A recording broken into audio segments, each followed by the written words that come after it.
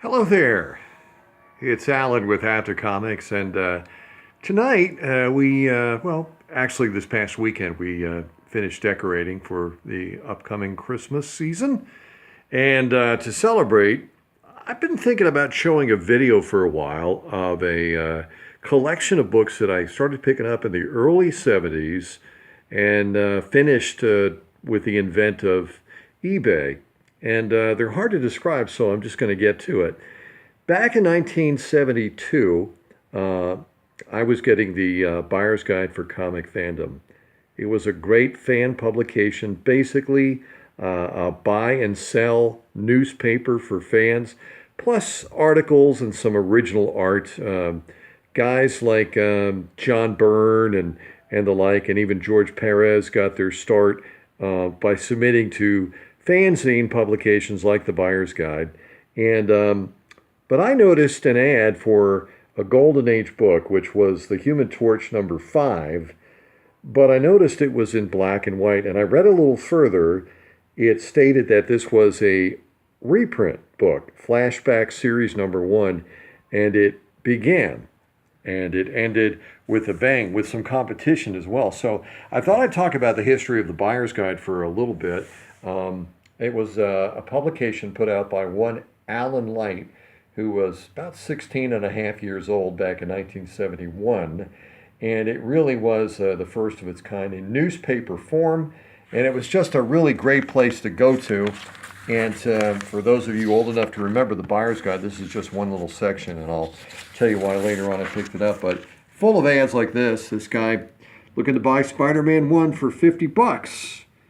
And some of the stuff that he had for sale included House of Secrets '92 for a whopping $1.25. Also, things like Silver Surfer #7 for $1, and Spider-Man 16 for 75 cents. Savage Tales 1 for $7, and Amazing Fantasy 15 for $22.50. This is how I cut my teeth on comics, and this is how I got most of the Silver Age books that I had, and of course Bronze, just buying them off the shelves. But I was fascinated by Golden Age books, and there was really tough to get a hold of those, because some of those books were $30, $40, maybe even a few at $100. It was crazy. But I saw this, and it was an exact reprint of The Human Torch #5 as he battles the Submariner. But the difference was it was in black and white. This came out in 1971. It was Series 1. Series 2, you know what? Actually, I'm reverse that. Series 1 was an EC comic reprint. Series 2, number 2 of the same series, was The Human Torch. Boy, I love doing my research because I always get messed up. But in a little bit later on, another year down the road, Alan Light started doing Golden Age books. And the books were exact reprints, full color covers, beautiful condition, except the interiors were black and white. And I just had to get them, and they were tough to find. So we'll just start with Daredevil Battles Hitler. That was #1 in the new series that came out in early '73. And then Special Edition Comics #1, USA Comics #1, Special Comics featuring Hangman with Roy and Dusty, the Boy Buddies. Military Comics #1 featuring Blackhawk. All-Star Comics #4. Sure I got a good angle on that. Pep #1. Young Allies #1. Great book, Doll Man Quarterly. These things look and feel just like the Golden Age books themselves. Captain Marvel Adventures #1. Plastic Man. Yep, #1. Another copy of that. New York World's Fair Comics. I've always loved that. Love the idea of a blonde Superman, too. These are all done by Dinah Pubs, Flashback series back in the early '70s. All-Star Comics #2. All Select #1. Always love that cover. Captain Marvel Adventures #2, one of my all-time favorite covers. Pep Comics #17. Mac Rayboy and Captain Marvel Jr. #1. Master Comics #21. Another cover which I dreamt about when I was a little boy. Submariner #1. New York World's Fair. I love that book. That cover, 1940. Hello. First issue of Human Torch, actually #2. What was the first issue of the series? Red Raven. Not reprinted here. All-Star Comics #1. These books are thick and they have that feel of that Golden Age book. All Winter Comics. Love All Winter Comics #1. Ah, yes. Spy Smasher #1. America's Greatest Comics #1. Marvel Comics #4.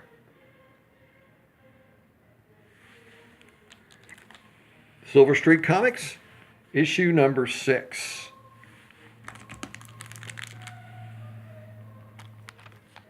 World's Finest #7. That's a classic cover.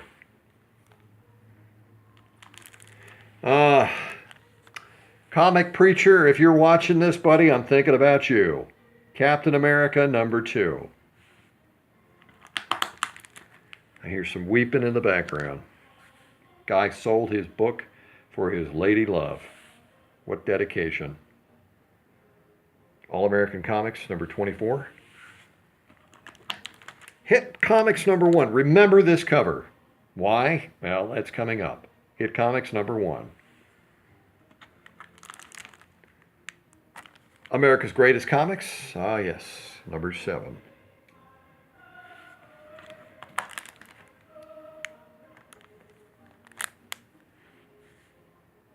Plastic Man #2. Ibis the Invincible. #1, of course. Captain Marvel Adventures #7. Boy, that's a cover.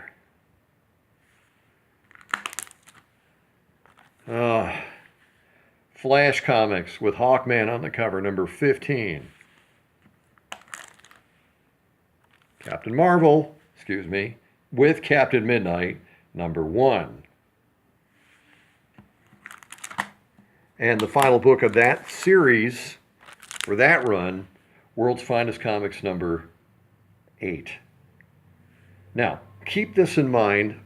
They also, and I thought this was cool, and I'm coming over here, a little cheat sheet there. This was a catalog of the 74 products, and I had to get this. You know, when you collect this stuff and you're a completist, you're like, man, I got to get this. Now, some of the covers they showed on this, they said they were going to reprint, and they never did. Never did. DC Comics would not allow them to reprint Action Comics. So they knew that was coming up. They did these big editions. These are, we're talking early 70s. Look at the thickness of these things. Of Whiz Comics, that was special edition series. And I'm going to tell you, getting these and buying these and finding these were so difficult before the internet. Man, I'll tell you what, I searched forever. Here's a second copy of that. Mac Rayboy's Captain Marvel Jr. Another really thick book, trade paperbacks in the early 70s. And then this one, The Ray and Black Condor. The toughest book I think I've ever had to pick up. Of course, eBay came around and I saw a couple of copies of this, but this was one of those books, you would say at one point it was the holy grail of my collection. Searched for it forever. Now in 1975, if you were around Oklahoma, Oklahoma, you would know a toy collector by the name of Don Maris. Don Maris was probably the biggest toy collector of the 60s and 70s, and he's still around. He contacted Alan Light and said, hey, I want to do what you did, and I want to reprint a bunch of Golden Age books. Now, this happened around the time that Alan was finishing up the books, and he said, these are the books I want to reprint, and I want to make sure that we don't reprint the same one. Alan said, you got it, and then kind of forgot about it. Air Fighters, All-Star Comics #3, second issue of that. And then he came up with a book, an original book called The Best of Captain Marvel Rides the Engine of Doom. And he put all of these things together, including ads for Captain Marvel toys and products and other, lots of stuff in there. And this guy's a real collector and a really cool thing. I love that. All right. Black Hawk #9. Remember that copy of Hit Comics I told you about? Well, Alan forgot that Don Maris said he was going to reproduce Hit Comics #1 and did it anyway. Police Comics #1. Silver Streak Comics #1. Here we go again, a second time he reprinted what Dinah Pubs did, but Dinah Pubs just kind of forgot, but Silver Streak Comics. And by the way, I know Alan Light, and I've communicated with him on several occasions, and he's a really nice guy. I really enjoyed the communications. I asked him if he still had all his publications, all his buyer's guide and all that, and he said no, he used to have them all, but he threw them out. It's kind of sad, but I can understand. He said he moved on. I've never moved on. I've still got all my buyer's guides, starting with issue number 19.